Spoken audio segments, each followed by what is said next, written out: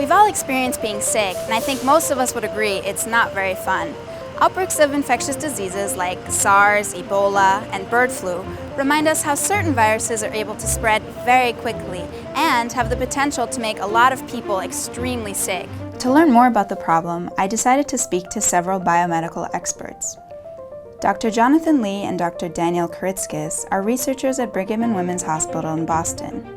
They work alongside engineers to discover new ways to combat dangerous diseases caused by viruses. Turns out, people get sick when tiny microorganisms called pathogens invade the body and cause an infection. Pathogens can be things like bacteria, viruses, or parasites. I asked Dr. Lee how viruses in particular are able to spread from one person to another.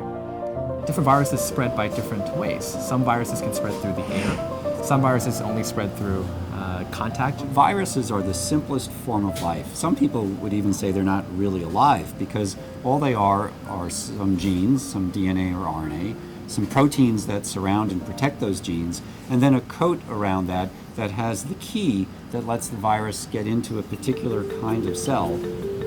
Viruses have to get inside the cells in a person, and they do that by a kind of lock and key mechanism where on the outside of the virus, the coat protein is the key that lets it bind to the lock and get into the cell. And once the virus gets into the cell, it hijacks the cells to make copy after copy after copy of itself, until all the new viruses explode out of the cell and go on to infect even more cells.